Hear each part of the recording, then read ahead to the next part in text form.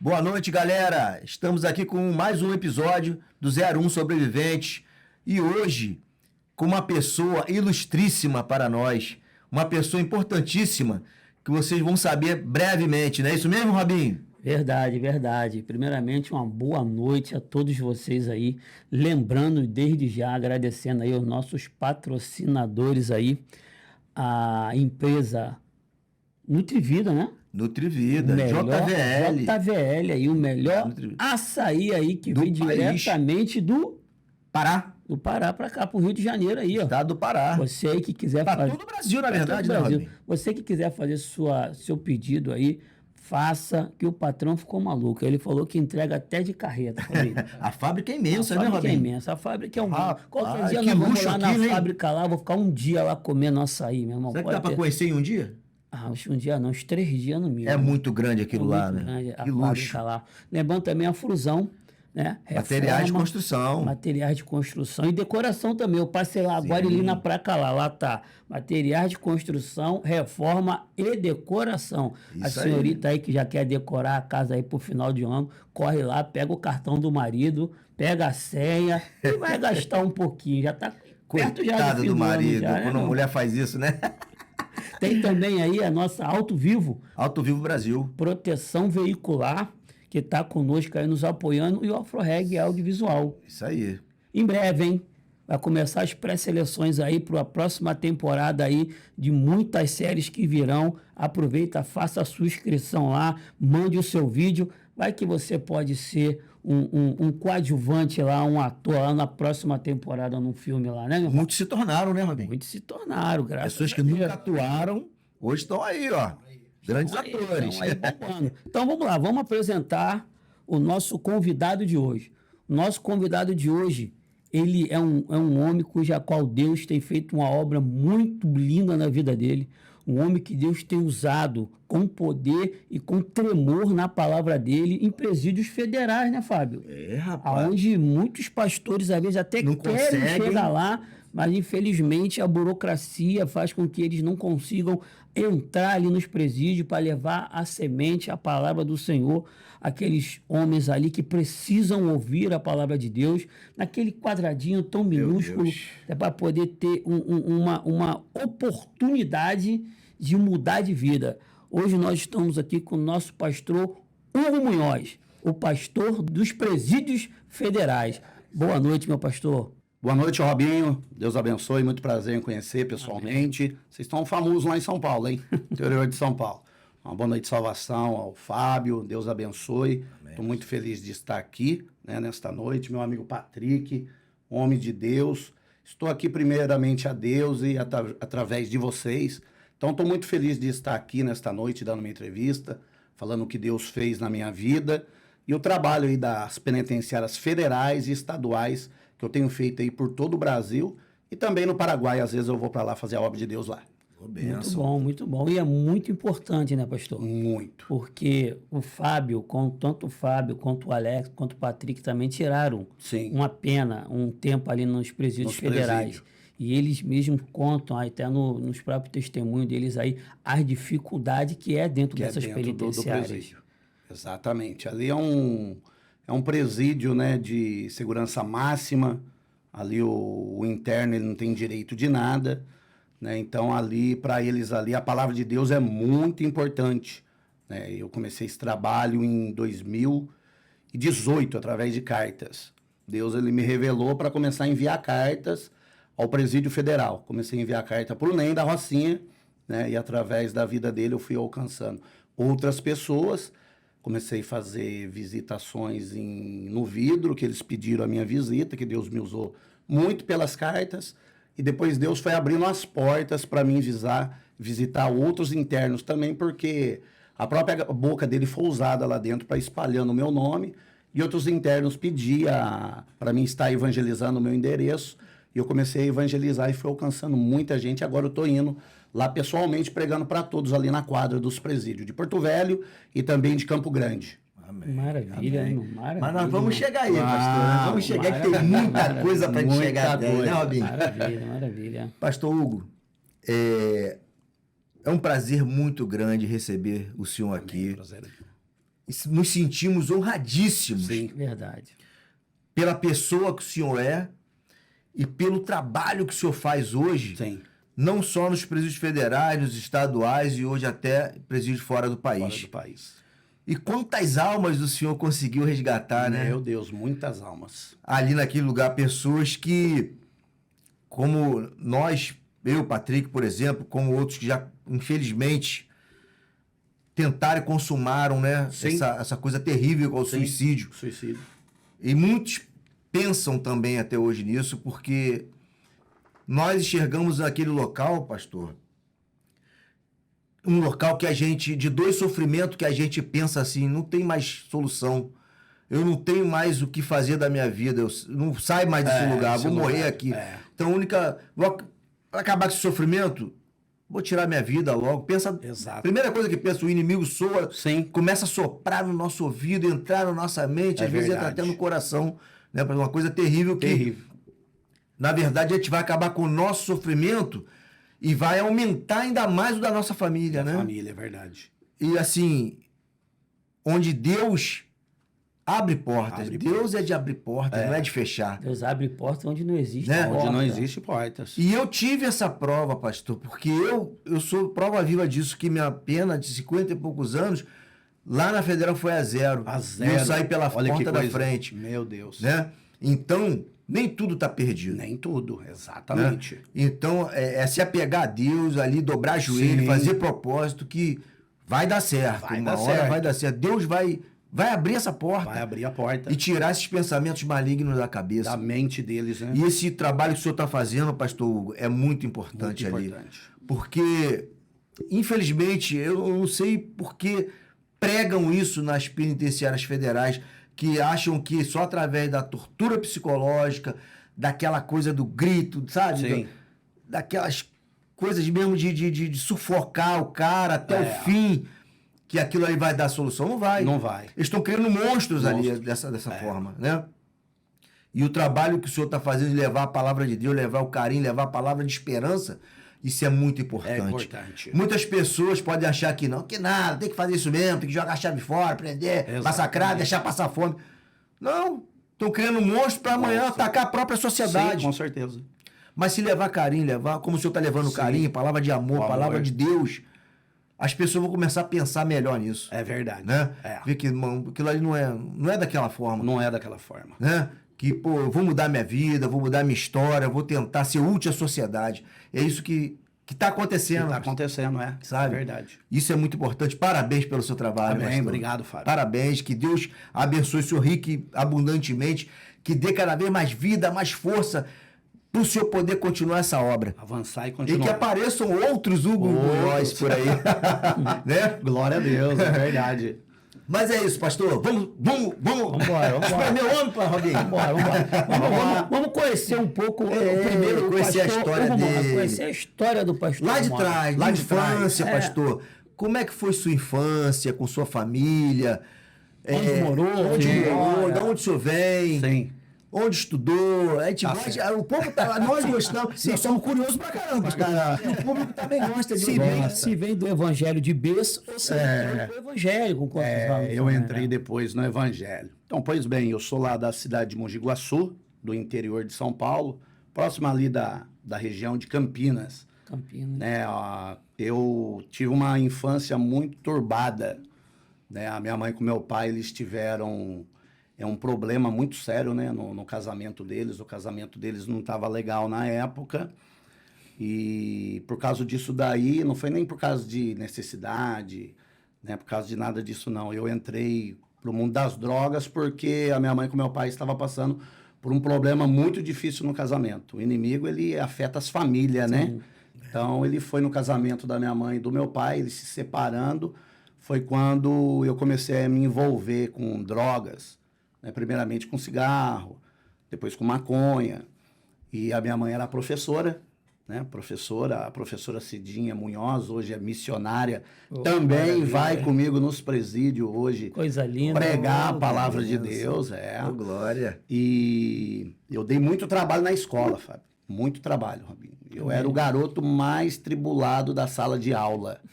Imagina só para uma professora ter o filho na mesma escola e era o pior aluno da escola, né? Então, a nossa família, ela sofreu muito.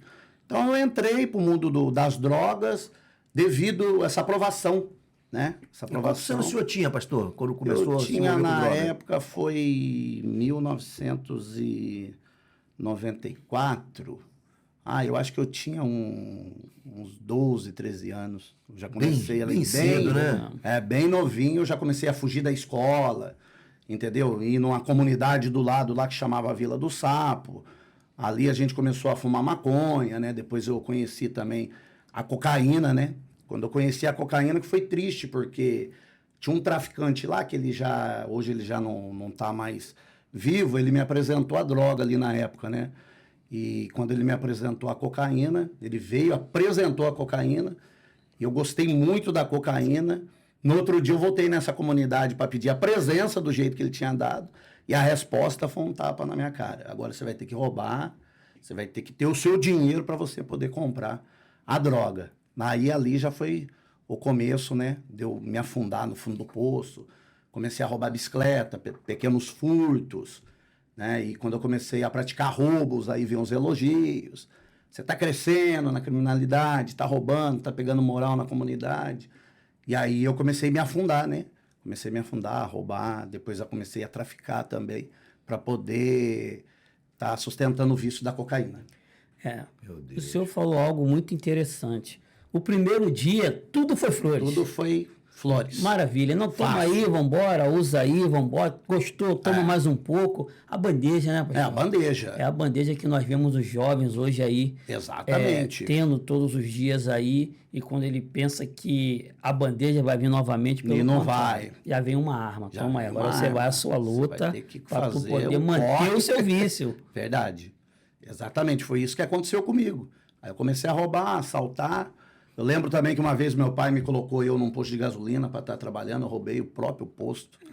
O meu pai me colocou eu para trabalhar lá, entendeu? Para poder sustentar o meu vício. Meu Deus. Aí descobriram.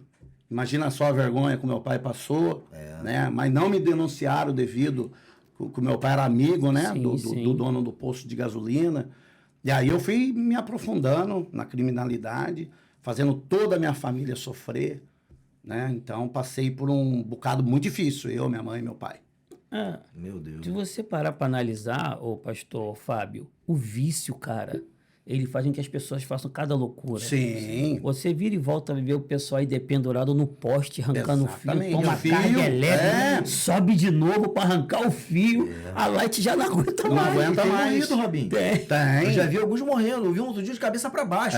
Meu irmão, Preso no Ficou fio. preso lá, tomando Morto. choque, né? Morto, né? o senhor Meu vê como Deus. é as coisas, até dentro da própria comunidade. O cara Comunidade. sabe que se o cara mexer em alguma coisa de alguém, ele pode acabar pagando com a própria vida. Exatamente. Quantas vezes Deus já nos usou aí pela misericórdia de Deus para ir lá tirar o cara amarrado da morte, da morte. porque o cara pulou na casa do seu João Olha e pegou pra o você botijão ver, do seu botijão. João. O diabo é sujo, É né, sujo. cara? O inimigo desse século, ele veio para cegar o Cegar o entendimento do ser entendimento humano. dos jovens, né? E eles estão cegos, né? Achando que estão fazendo a coisa certa. E estão indo aí por um caminho errado e perdendo vida, né? Sim. E Todos agora os pior, né, dias. Robinho, né, pastor? Que tá aparecendo outras drogas aí Tá aparecendo. piores.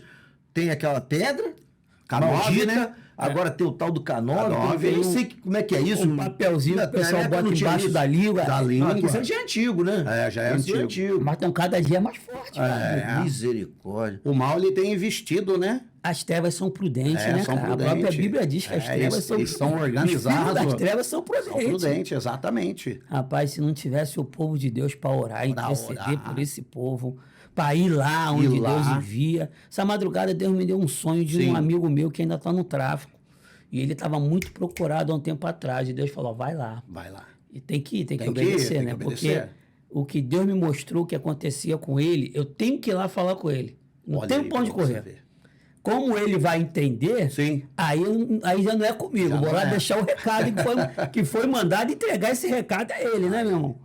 Rapaz, Deus, ele usa os seus profetas. Ainda existe profeta. né? Existe profeta na terra. Porque os profetas, eles têm que fazer a parte deles, né? Pregar a palavra de Deus. Eu não consigo ficar parado. Sou uma pessoa que viajo muito, o Patrick sabe. Eu estava em Rondônia há 2 semanas atrás, pregando lá no presídio, né? E já estou aqui, pregando aqui no podcast. Eu acredito que através da minha vida, do nosso bate-papo aqui, jovens que estão na criminalidade, eles vão pensar para poder sair dessa vida, porque é uma vida destruidora. Sim. Tenha certeza, pastor, que o seu testemunho aqui vai impactar muita gente. Muita gente. Vai virar a chave de muitas pessoas. De muitas pessoas. Principalmente aqui no Rio, pastor, porque o senhor vai falar de pessoas que o senhor, através do senhor, De mim.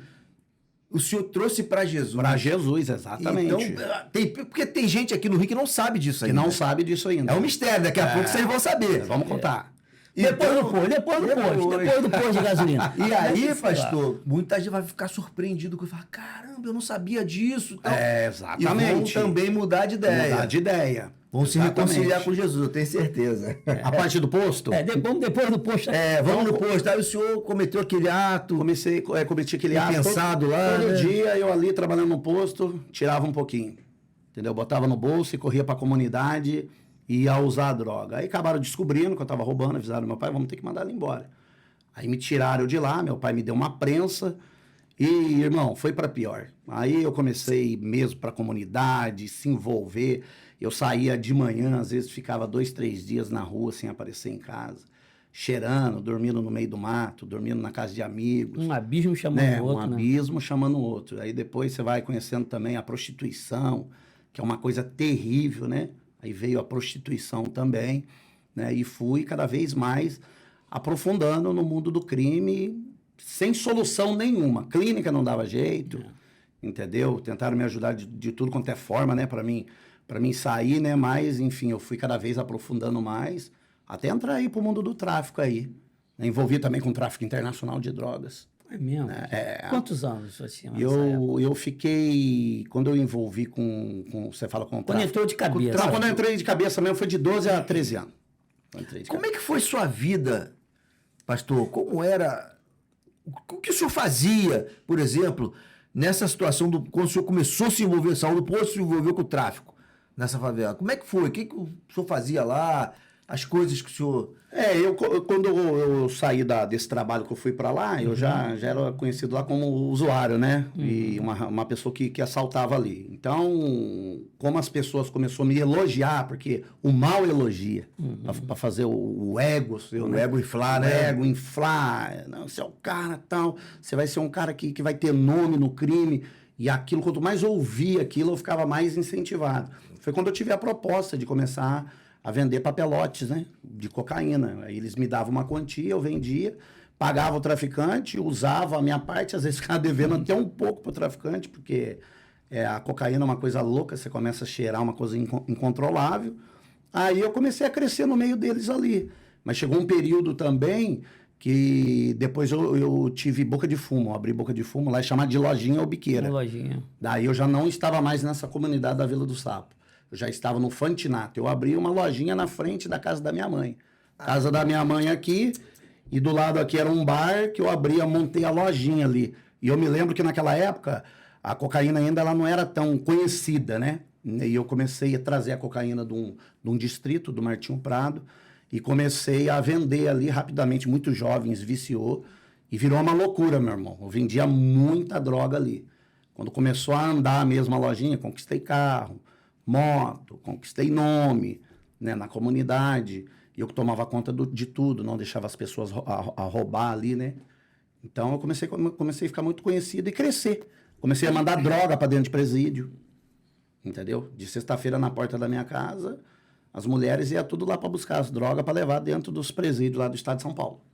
Caramba. Pra você ver como as coisas vão, né? Começou usando, depois começou efetuando roubos para poder ter a droga. Exato. Virou aqui no Rio vapor, né? É vapor, né? E depois virou aqui no Rio dono de uma boca de fumo, que ela é uma loja. É uma loja. E como é que é essas coisas, né, cara?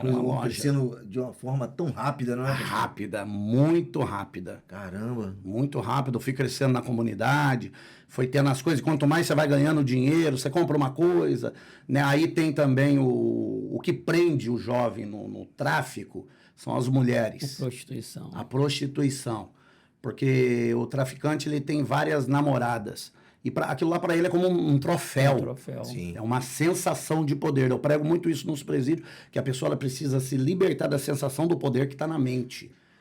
Porque enquanto ela não se libertar dessa sensação do poder, ela não consegue sair das drogas. Porque uma coisa vai puxando a outra. Sim. Né? O traficante, vocês que foram traficante, quando você chegava em alguma localidade, as mulheres já olhavam, ó, tá chegando a pessoa tal, né? Então aquilo lá, ela enche a gente. Aquilo lá me ajudou a me prender por muitos anos também aí no mundo do crime. Verdade. A prostituição. Eu costumo sempre, nas oportunidades que eu tenho, eu falo. Sim. Porque você para analisar, hoje o tráfico não dá dinheiro. Não dá. Não dá dinheiro. Não dá dinheiro. O cara, às vezes, está ali. Aqui é a realidade. Você Sim. que está vendo aí, você Tá sabe vendo? que não é É. mentira. Às vezes você está com um fuzil aí, fazendo Sim. uma segurança de alguém essa hora, que tu tá ganhando R$500 por semana. Por semana. Hã? Não? Sério? É muito ainda? Onde é isso?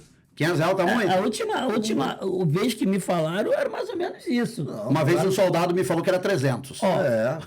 Só se agora subiu um O pouco. cara já falou pra mim que era 200, o Meu outro já falou Deus. 250. Então, aí Semana. você vê. Mas o que acontece? Aí o cara pega aquele fuzil, ele sabe que, de repente, ele vai alcançar um relacionamento que, se ele não tivesse com aquele fuzil, Sim. com aquela moto ou com aquele carro, ele não conseguiria. É, verdade. Porque da mesma forma que tem homens que se iludem, Sim. se enveredam por essa vida, tem mulheres também. Uhum. Desculpa, mulheres muito bonitas, Bonitas. mulheres bem apessoadas, às Exato. vezes que também, igual o senhor viu, um problema familiar dentro da sua da minha casa, casa. entrou para as drogas, elas começam a curtir alguns baile funk, Sim. começam a usar algumas drogas e, meu irmão, aí já junta aquela mistura verdade. de poder maligno ali que Maligno. já era, meu irmão. É. Quando vai ver, o bicho pega. Não, pega. Tá preso, né? Tá algemado, né? Só Jesus Uma para libertar. prisão espiritual, né, pastor? É muito espiritual. Porque mexe com a mente, mexe com o sentimento, o ego da pessoa.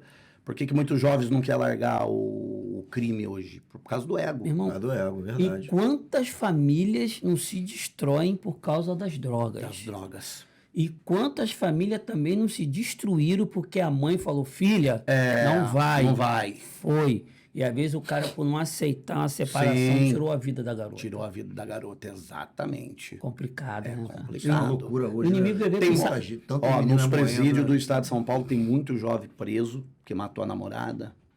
Você tá entendendo? Ele fala, devia ter deixado ir. Tô aqui porque cometi um crime. E quando Doideira, o né? pai e a mãe também não aceitam.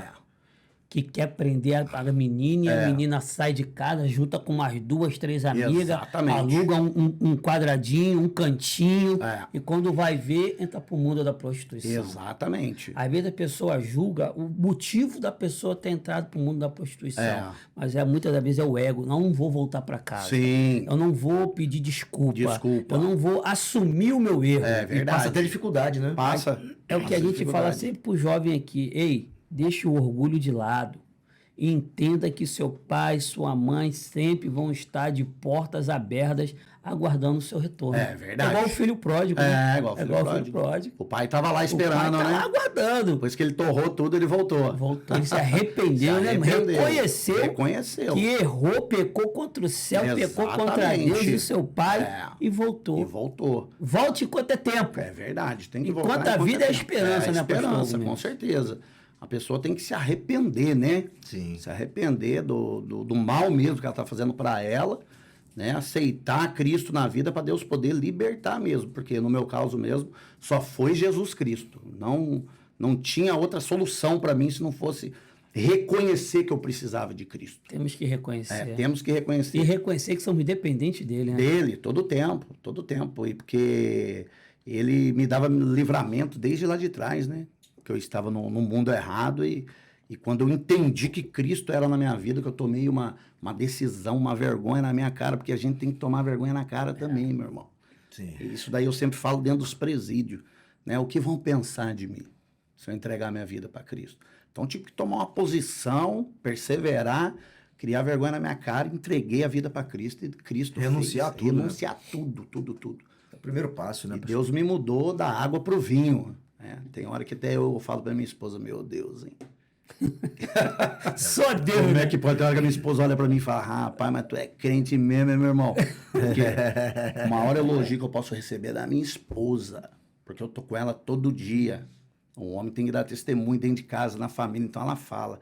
Todo lugar ela fala, meu esposo é homem de Deus, eu sei quem ele era e eu sei quem ele é hoje. Então isso para mim é extraordinário, né? Receber assim um elogio da própria pastora Isabel, que também passou pelo Vale da Sombra da Morte junto comigo, tremendo.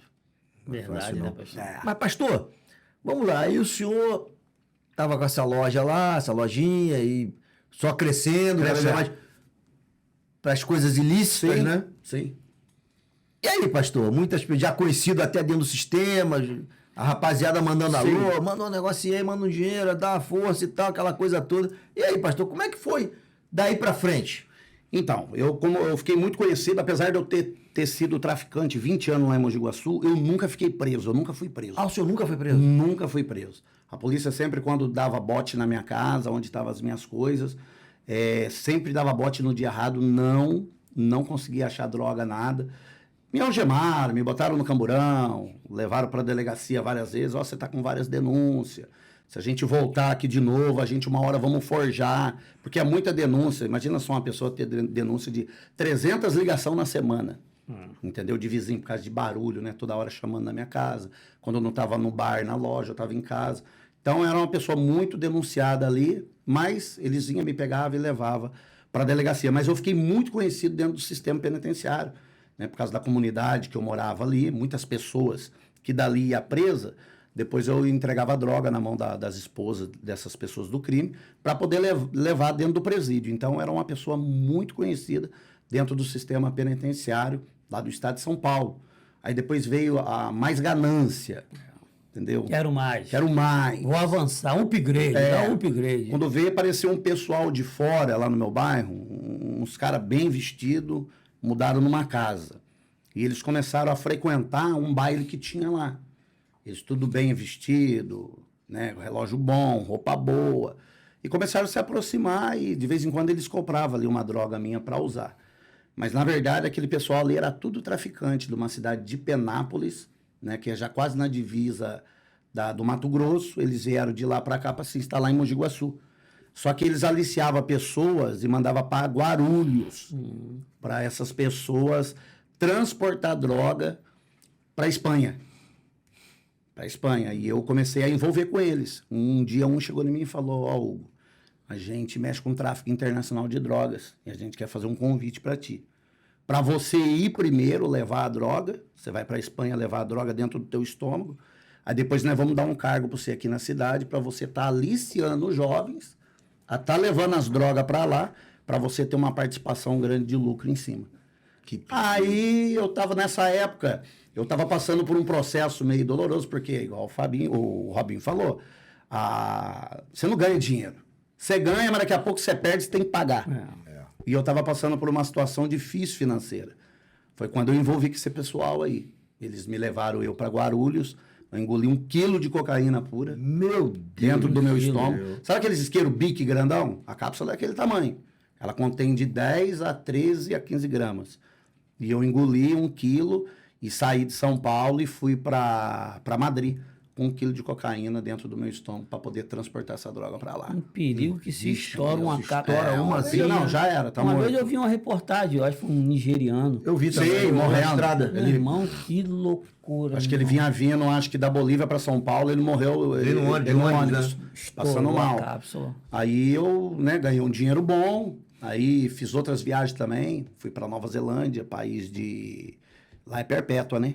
A Nova Zelândia, se pegar, vai ficar preso lá pro resto da vida lá. E aquela época, a fiscalização não era tão severa igual hoje. Né? Aquela época já era mais... Sim, tem a tudo tecnologia. Toda hora eu vejo muito na televisão, aquele aeroporto não sei o quê. Sim, aqueles programas. Toda hora a polícia agarra outro, agarra outro.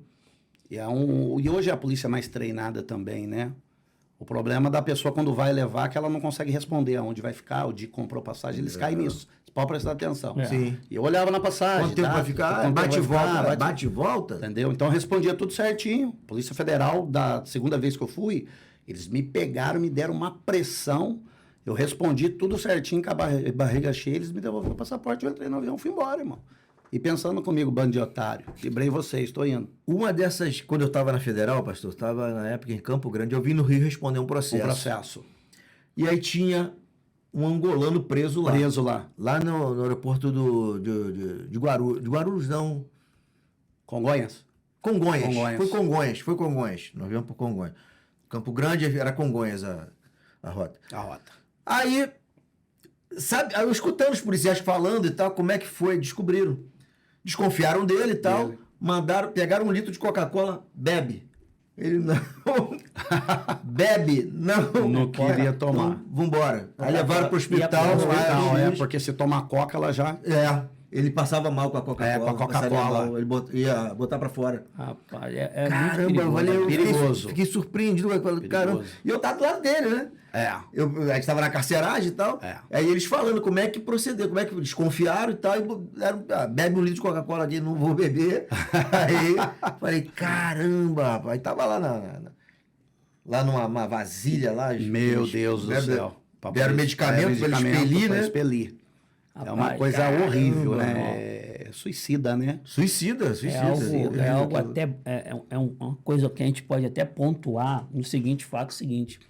Que até mulheres, né, cara? Muitas das vezes elas fazem esse transporte e às vezes não conseguem voltar e acabam se prostituindo. Obrigadas. Porque prendem o passaporte, para não voltar. Vão obrigadas a ficar lá. Exatamente. Vão com um objetivo e quando chega lá vira outro, totalmente ao contrário. Ao contrário, porque tem isso. E quantas jovens às vezes são enveredadas, não, vem pra cá que tem emprego, tem trabalho. Ei, desconfie quando as coisas estão muito fácil. Muito fácil. Não existe dinheiro fácil nessa terra. Não existe. Vai por mim. É verdade. Ah, vamos ali até uma parada. Não vá, não existe. Quantas vão, perdem a vida, a família depois fica desesperada aqui, sem notícia. Não, vou lá porque uma amiga minha vai conseguir um trabalho para mim. Chega lá, vira escravo prostituição. Na prostituição, porque tem muito traficante que ele já usa a pessoa para fazer isso mesmo, depois segura a pessoa lá. Né? Segura a pessoa, acabou. E aí, como é que faz? Tem o passaporte, né? Eu conheci uma menina assim. Conheci, ela foi e no final pegaram o passaporte dela, teve que ficar trabalhando pros caras lá, veio fazer prostituição. A sorte dela, Rabinho, ela só conseguiu voltar porque ela conseguiu fugir. Ela conseguiu escapar. E foi pra embaixada. Olha aí pra você ver. Conseguiu achar a embaixada e tal, aí chegou lá, já ficaram com ela lá dentro. Ela. E já cuidaram, né? Aí tiraram o passaporte dela e tal, e arrumaram a passagem pra ela voltar. Foi a sorte, mas chegou a ficar lá 1 ano. Meu Deus do céu. Até pegarem confiança, deixar ela sair dentro da boate e tal, né? Eu só queria dar uma volta. Ele deu a primeira, voltou, deu a segunda. Na terceira, ela já meteu o pé. Já conseguiu levantar o endereço, tudo, onde Deus era. abriu uma porta para ela ir embora. Aí ela fugiu. E muitos acabam não voltando, morrem lá. Morrem por lá. Morrem. Eles acabam matando a pessoa. Desconfiam que a pessoa está querendo. Aí acabam, né? Tirando a vida da pessoa. E essas viagens que eu fazia, eu sempre larguei a minha mãe e a minha esposa ciente, mesmo eles não concordando. Eu tô indo para Espanha. Engolia a droga e ia. Esse país que eu fui mesmo da Nova Zelândia, eu quase fiquei preso lá. Eu fiquei na mão da polícia. Olha, eu engoli a droga aqui em São Paulo por volta de 3h30. Eles me levaram para o aeroporto. Eu perdi o avião. Do aeroporto, eles me levaram de volta para Atibaia. Aí o traficante falou para mim, espilhe ela, a gente lava, embala, amanhã você engole de novo. Eu falei, eu não vou conseguir engolir mais, eu vou ter que dormir com ela no estômago. Porque ele já estava começando a colocar os papel carbono, devido passar no raio-x não aparecer. E aquilo lá dá muito enjoo. Aí eu dormi no hotel, fiquei a noite inteira no hotel, aí eles remarcaram o voo, saí no outro dia às 14 horas para Nova Zelândia, fiz 4 horas de voo de São Paulo. Isso sem comer nada, sem beber água, sem nada. Você fica lá 3, 4 dias se alimentando bem, mas no dia você já não come nada, é só um lanchinho de manhã para dar uma reforçadinha e depois não come nada. Aí de São Paulo para Argentina, Buenos Aires, foi 4 horas de voo. Cheguei lá, fiquei 1 hora de espera, montei. Aí de Buenos Aires para Nova Zelândia, 14 horas dentro do avião. Eu com a droga dentro do estômago. Meu Deus. Quando eu desci lá em Auckland, na Nova Zelândia, eu não sabia falar o inglês e eu percebi que tinha um rapaz do meu lado de Porto Alegre, mas não sabia se ele estava traficando ou o que ele estava fazendo lá. E eu pedi para ele ajudar ele a preencher o meu formulário. Eu perguntei para ele se ele sabia falar inglês. Ele falou que sim. E escrever, ele preencheu para mim. Nisso, o pessoal foi passando pela Federal e eu com ele ficamos para trás. Nisso que a gente ficou para trás, quando a gente foi passar, as câmeras tudo pegou a gente, monitorando, enquadraram eu e ele. Né, e levaram a gente para dentro de uma sala. Eu fiquei ali, eu acho que quase 8 horas na mão da Federal. Pergunta em cima de pergunta. Me levaram para uma sala. Aí quando pediram para mim tirar a roupa, ó os belzão. Muita tatuagem no corpo, pistola desenhada nas costas. Ali já começou a dar sinais que eu estava naquele país ali para cometer um crime, né? Aí seguraram a gente. Aí olharam a minha mala, levaram o cachorro, cheirou a roupa, cheirou a mala. Graças a Deus que dentro dessa mala, para a pessoa que eu viajei, ela não colocou nada lá. Imagina se tivesse colocado algo que eu não sabia. Porque às vezes eles falam, você quer levar no estômago e na mala? Você escolhe. Mas as pessoas são mal intencionadas para ganhar dinheiro em cima de você sem você saber, até te prejudicar. Aí eu falei, não, vou levar só no estômago. Aí quando olharam a mala, vi que não tinha nada, já fiquei tranquilo. Mas aí eles ficaram fazendo um monte de perguntas, eu respondendo tudo direitinho, né? Me passaram eu nos maquinários lá. Para a honra e a glória de Deus, não apareceu nada dentro de mim. Depois de um tempo, eles vieram e me devolveram o passaporte. Eu falei, o que vai acontecer? Nós vamos te deportar para o Brasil. Aí voltei de lá para cá com mais droga. 14 horas. Mais 14 horas. Meu, tempo de estourar. Aquela droga dentro do meu estômago. Eu fui uma hora no banheiro, expeli um pouco para ver se não estava abrindo. E eu liguei pro cara. Eu falei, não deixaram eu entrar. Ele falou, traz pelo menos um pouco de volta. Que eu não posso tomar um prejuízo grande assim. Aí voltei, né? Com a droga dentro do estômago. Desci em São Paulo e me levou para casa. Depois para casa que eles colocavam a gente. Depois que eu expeli tudo, eu voltei para Mogi Guaçu.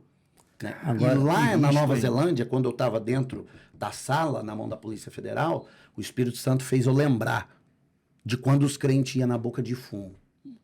Deus vai fazer uma obra na tua vida. Deus vai te tirar você do tráfico. Porque chegou uma hora lá que eu estava tão cansado que quase que eu me entreguei. Era muita pergunta, muita pressão.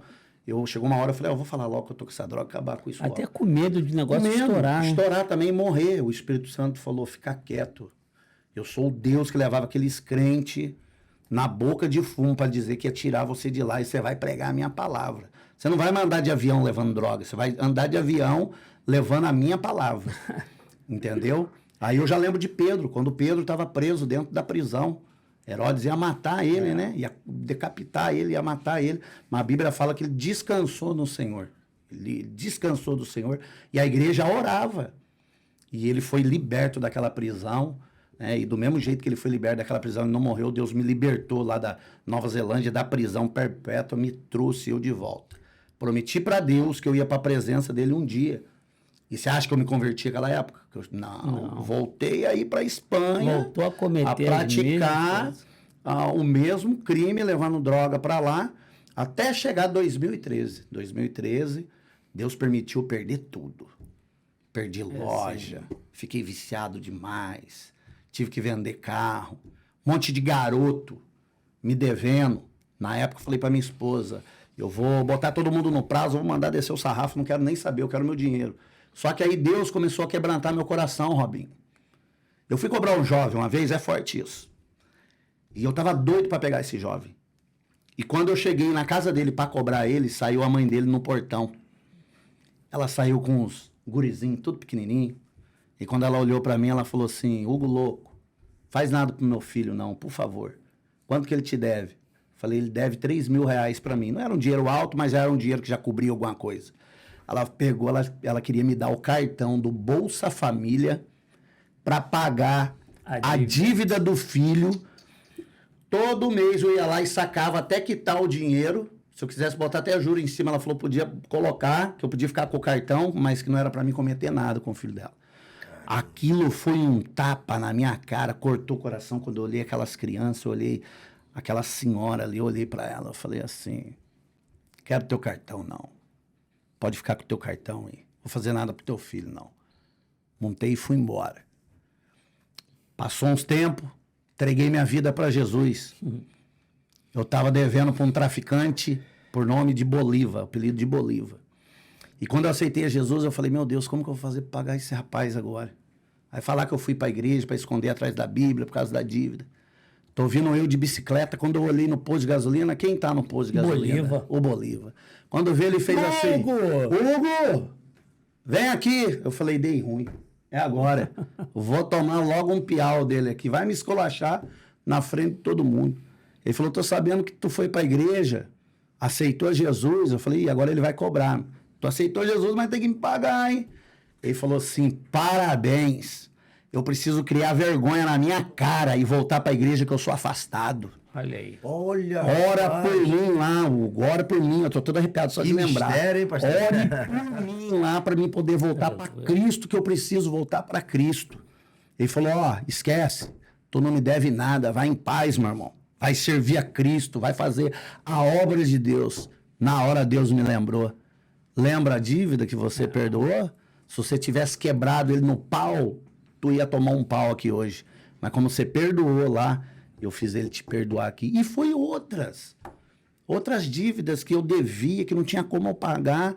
Todo mundo me entrou em contato e falou, não precisa pagar nada, cara. Você tá livre para você ir fazer a obra de Deus, fique em paz. Mas se eu tivesse tomado uma outra posição, eu ia colher aquilo que eu plantei. Sim. Com certeza. Então com eu certeza. colhi o que eu plantei. Eu perdoei aquele garoto, perdoei outros garotos. Aí eu tinha ainda uns carros lá, umas motos. Uma parte deu para pagar, outra parte eu fiquei devendo. E Deus colocou tudo no devido lugar. Deus ajeita tudo. Deus dá em dobro, né? Dá em dobro. Dá em dobro. Hoje E eu o que tenho... Deus dá, você não perde mais. Não perde mais, entendeu? Hoje eu tenho um carro aí de 70 mil reais quitado para fazer a obra de Deus, né? Eu financei o carro, mas recebi uma herança, paguei o carro. Olha. O carro tá paguinho para mim poder ir para as federal e poder ir para as comunidades do Rio de Janeiro, lá em São Paulo, fazer a obra de Deus, tirar a gente da rua. Hoje eu tenho tudo. Verdade. Antes eu não tinha nada. Quem tem Deus tem tudo, Tem né? tudo, tem tudo. É uma coisa impressionante isso. O senhor comentou sobre o Bolívar, né?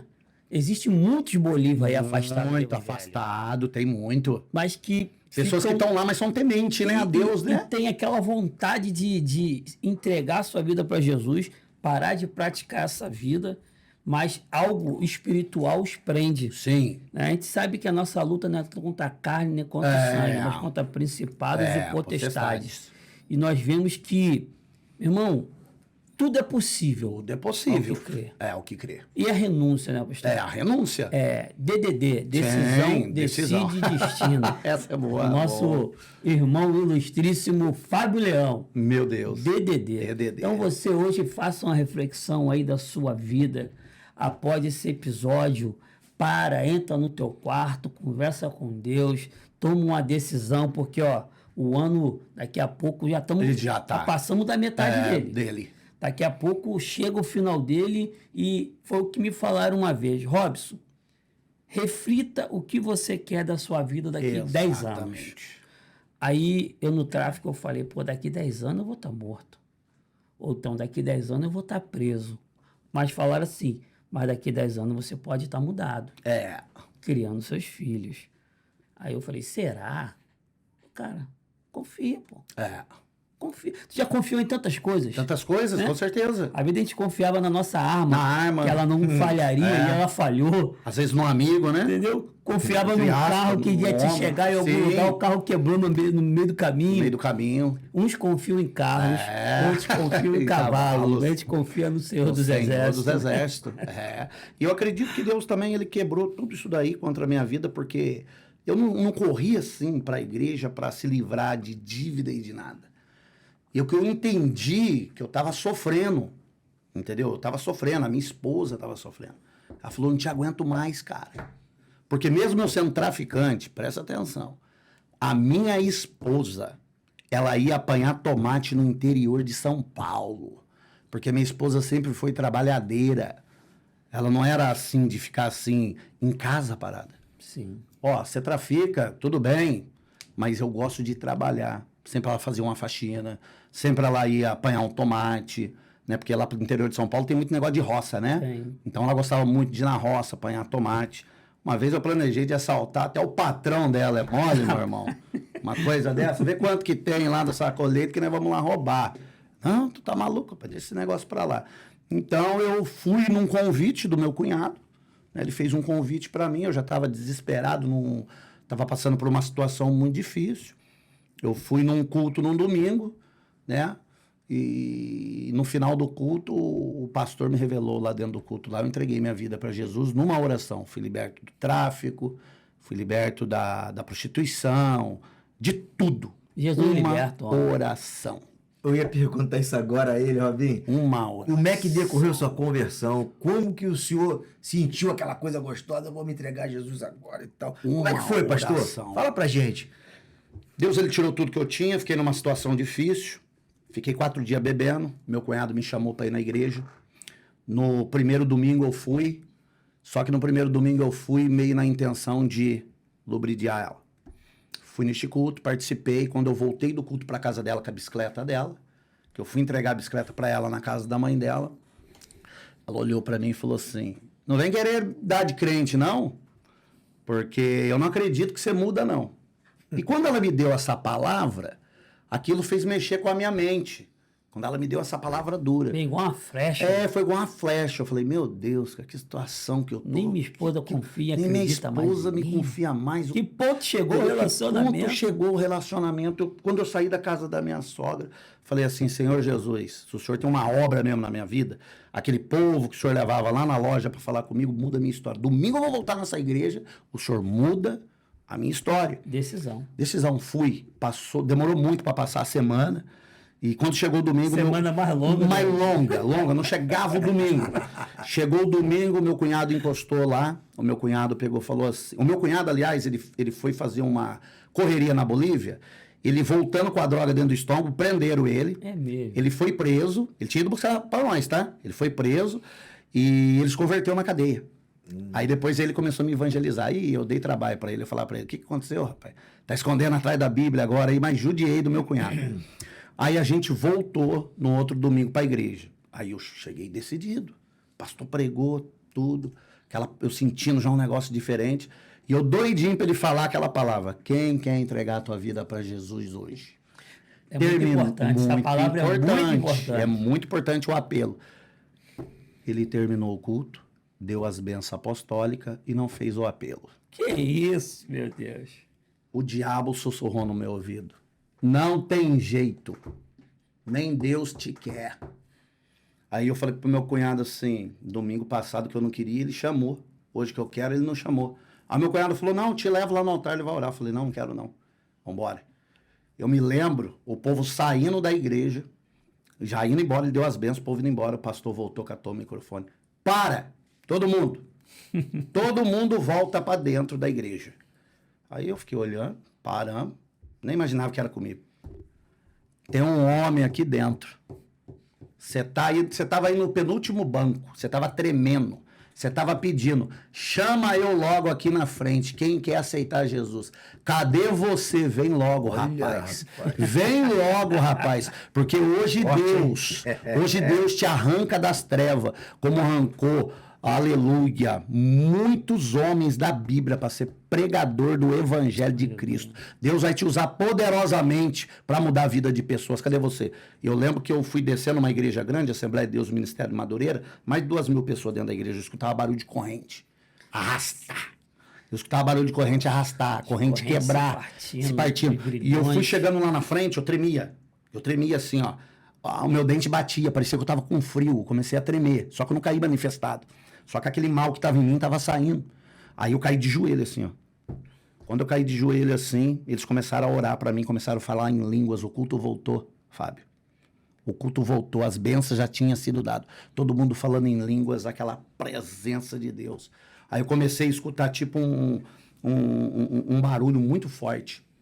Um barulho muito forte eu escutava dentro da igreja, né? E aí, quando eu vi, ele falou, tem mais um.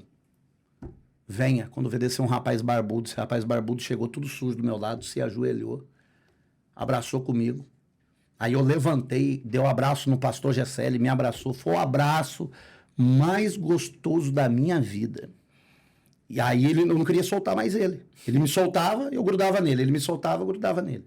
Aí ele falou, pega o nome dos dois. Pegaram o nome meu, as senhorinhas começaram a ir na minha casa fazer aquela visitação para acompanhar.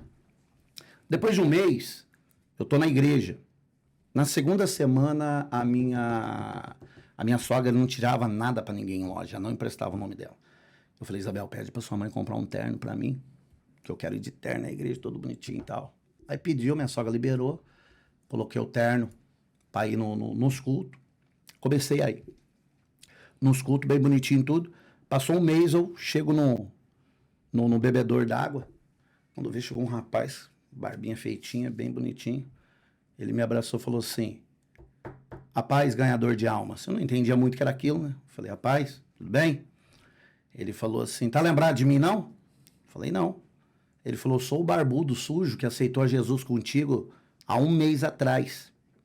Eu tava com 2 armas dentro do meu carro e ia tirar a minha vida. No dia daquele culto. Olha aí. Eu só aceitei a Jesus depois que o Senhor chegou à beira do altar, o Espírito Santo de Deus me convenceu para mim descer junto. Então a primeira alma que você ganha para Cristo sem saber foi a minha. Tu será um grande ganhador de alma. Quando ele me deu aquela palavra, eu acho que o Espírito Santo me tomou ali depois daquele dia. Eu já comecei, os pastores começaram a me chamar, eu saí para dar testemunho. E fui indo dando testemunho. Ativou, eu recebi aquela palavra de empurrão que o Espírito Santo me deu através da vida dele. Ai. Com 6 meses que eu estava na igreja, liberto, transformado, com 6 meses.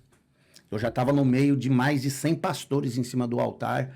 O pastor Jessé, presidente da Madureira, falou, bote ele lá. Aí teve lutas dos oposições. Que isso, o rapaz aceitou Jesus 6 meses, era bandido, não fez uma teologia, não fez uma não teologia, fez nada, botou o garoto aí.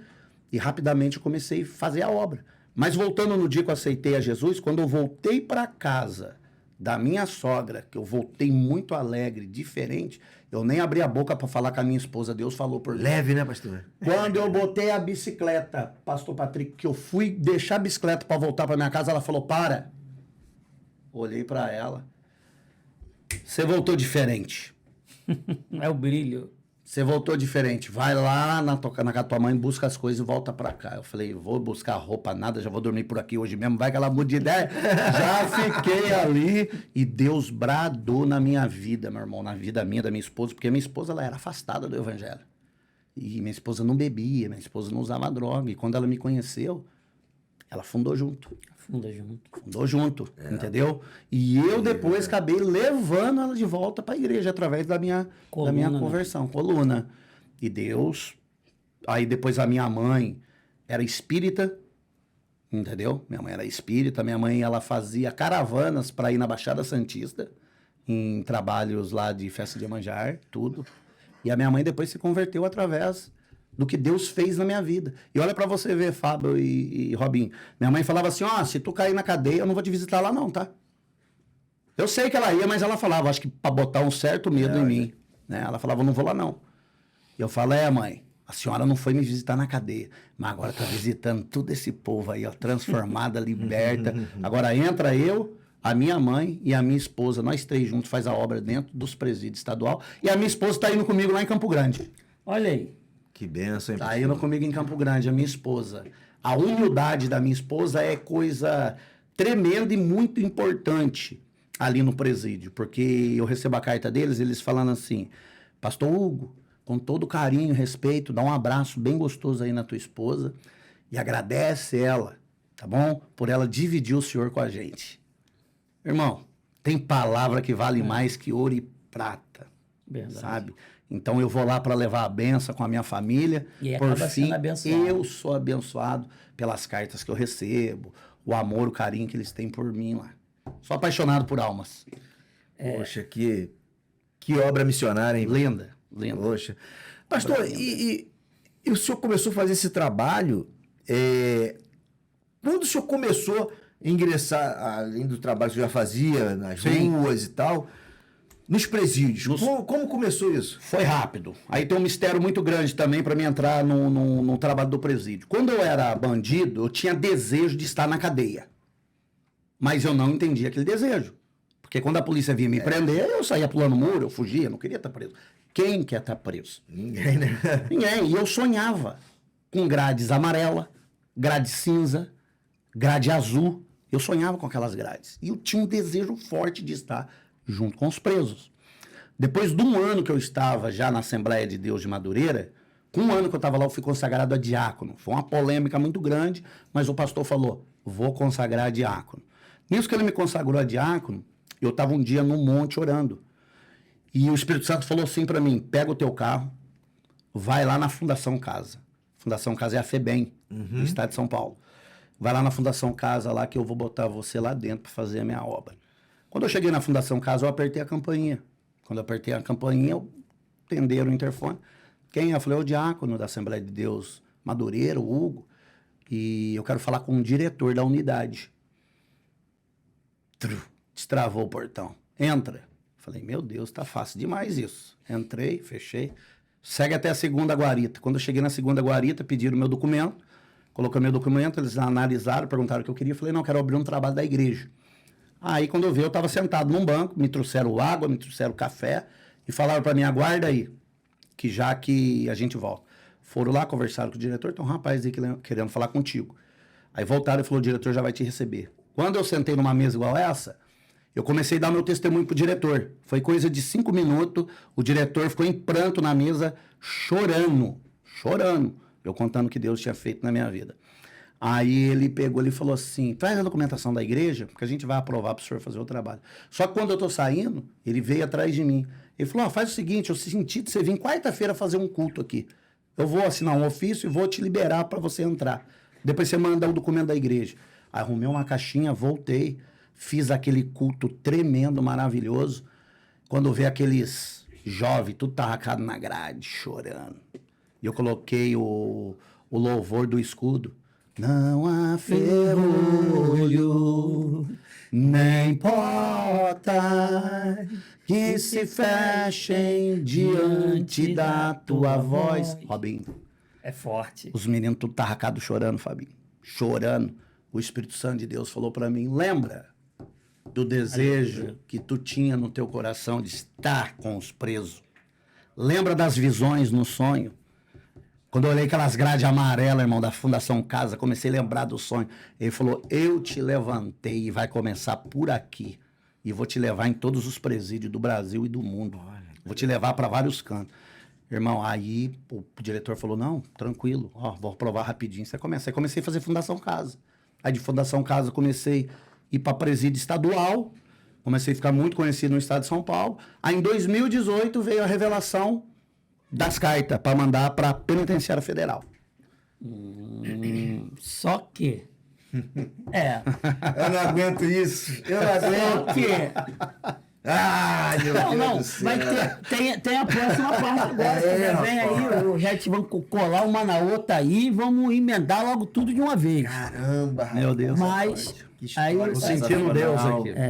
Deus ele se faz presente em nosso meio. A Bíblia diz: não tiver 2 ou 3 no seu nome, ele se faz presente. Né? Missão muito forte. O senhor vai contar esse próximo pedaço juntamente com o próximo entrevistado que vai estar aqui junto com o senhor, entrevistador. Mas antes disso, pastor, a gente gostaria que o senhor deixasse um recado Sim, bem bem importante importante. nessa câmera aqui, Pra essa juventude, né? para esses jovens aí. Sim. Né? Até pra quem já tá no crime Já também, tá no né? crime. E conta. Não Exatamente. é só quem vai entrar querendo entrar, não. Quem E já tá. conta só um pedaço da experiência de como entrar dentro de um presídio federal. Sim. Quantos cadeados, quantas portas, quantos segurança, a burocracia que é para entrar ali dentro. É difícil para entrar ali dentro. Então, quero dizer para você que é jovem, que está me acompanhando aqui no Rio de Janeiro, né, São Paulo, todo o Brasil, para você sair dessa vida. Essa vida é uma ilusão. Né? Você vai sofrer muito se você cair dentro de um presídio. E talvez você também não possa nem ir para dentro de um presídio. Você pode morrer novo, porque tem muitos jovens aí que não chega nem ir para o presídio, já estão perdendo a salvação, descendo a sepultura no meio dessas guerras que vem acontecendo, essa violência toda. Né? Talvez você aí está de fuzil, de pistola, me vendo. Meu amigo, tira isso da tua mente, porque eu já tive uma mente assim, uma mente muito estranha.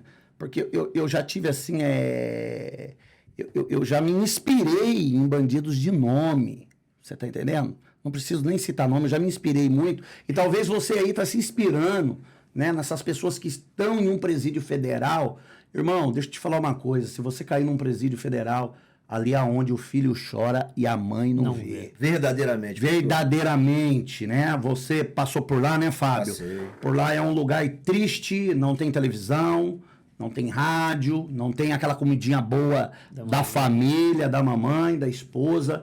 Não tem como você abraçar o teu filho, o teu neto. Ali, meu irmão, ali você vai sofrer muito. Então é muito difícil aquele local. Só para mim chegar até a quadra, eu acho que chega a passar mais de 13 portão para chegar até a quadra. São muitos. É muitos portão para chegar até lá. É uma burocracia.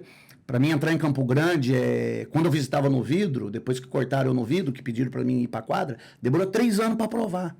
Tô 3 anos nessa luta, né? Agora aprovou, estou de volta lá fazendo a obra de Deus. E eu não quero ver você lá na Federal, não. Quero ver você aqui no podcast contando que Deus mudou a tua história como mudou a minha. Amém. Vamos aqui agradecer, né, Robinho? Sim. Nossos colaboradores, né? E antes de agradecer, nós vamos lembrar aqui do livro. Do livro. Ó, Entre Vergonha Entre a Vergonha e a Honra. Do nosso pastor Hugo Munhoz. Esse Você livro, aí, ó, Pessoal. que puder adquirir, ele leia, que ó, vai mudar a sua história. Porque Deus, em dias de muda. vergonha, ele dá dupla honra. dupla honra. Dupla né? honra. Como Deus faz. No lugar com- do seu sofrimento, da vossa vergonha, da vossa afronta. Hoje os policiais da minha cidade me batem continência. Olha Policiais vão lá na igreja pedir oração. Passa lá, polícia da rota, força tática. Pastor Hugo, o que é isso? E foi até bom lembrar, vamos mandar um abraço aí pro nosso polícia aí, ó, Bezerra. Forte abraço para você, meu Glória a irmão. Deus. Ele aqui no podcast conosco aí. E ó, tá nos Grande ajudando aí, figura, olha que colaborando bênção. conosco aí. Ó como Deus faz. Faz. Deus une o policial com o ex-traficante. Com o ex-traficante. Pra poder, Hoje eu acharmos respeito eles, eles me solução respeitam com vocês pra a mesma poder coisa. Ajudar o próximo, né, meu irmão? Exatamente. Exatamente. Eu fui num presídio no Paraguai que um policial entrou junto com a gente dentro da quadra para pregar o evangelho. Olha aí. Olha para você Deus ver que faz coisa assim, linda. não, Deus né? faz Deus assim. faz desse jeito. E aí, enquanto isso, o inimigo aí botando, né, confusão no meio aí dos Contenda. jovens, contenda, para um tentar destruir a vida do Tirar outro, a né? vida do Tirar a outro, vida né? do outro. É porque o ladrão ele vem ensinar para matar, roubar e destruir. Quer destruir. Mas Jesus veio para Veio dar para vida. dar vida com abundância. Com abundância. Vamos agradecer aí É verdade. os nossos patrocinadores aí, a Alto Vivo Brasil, Sim. Proteção Veicular. Alto Vivo Brasil, proteção veicular.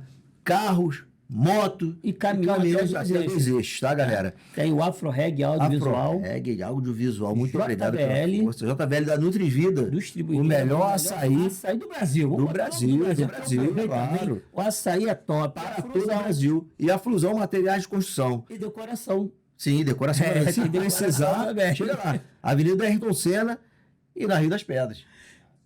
E olha aí, tem novidade aí. A gente não podia esquecer Tem da novidade aí, ó. novidade, pessoal. 01 Sobrevivente e Estácio de Sá. Está não, Faculdade Estácio. Faculdade Estácio, te ajudando a você realizar os seus sonhos. Agora é possível. Sim, Olha aí, ó. sim. Agora é possível. De poder ter uma graduação.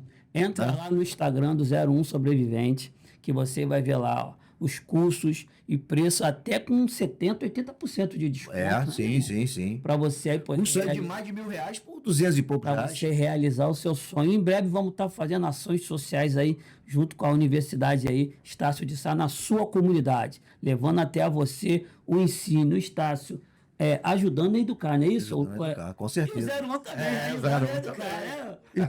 Não esqueçam, todas as segundas e quinta-feira, 19 horas. E quem puder ajudar, No né? QR Code No aí. QR Code, tá lá nosso Pix também. Nos ajude. Nos ajude, ó, dá o like, compartilha, Ativa se o sininho. inscreva no canal, passa para todo mundo, seus amigos, familiares, todos os seus amigos, para seguir a gente aí, ó, que isso aqui é um canal de bênção, galera. Tá? Isso aqui é um canal de bênção para instruir vocês. São testemunhos vivos, testemunhos de seus próprios protagonistas, falando da sua história aqui, né? De todos os seus sufocos, todo o seu desespero, tudo que passou na sua vida. Verdade. E que a gente não quer que você passe, não. Não é isso, Robinho? Isso aí. E desde já, agradecendo aí o nosso pastor Hugo Amém. Munhoz por esse testemunho edificante, por essa entrevista. Sim, amém. Sabemos que você aí que viu essa primeira parte, é muito importante que você veja a segunda também, que às vezes nós esquecemos de enfatizar isso. É muito importante você que viu a primeira, veja a segunda. Não Para deixa que de você assistir, possa entender o quanto Deus foi fiel e ainda se torna fiel em nossas vidas. Pastor, Deus Porque a gente abençoe. tem reparado, né, Robinho, que as pessoas que estão assistindo a primeira parte não estão assistindo a segunda. Nem todos. Nem todos. Metade, mais ou Metade. menos. Né, de pessoas que assistiram a primeira não estão assistindo a segunda. A segunda. Não perca, que às vezes a melhor parte é a segunda, hein?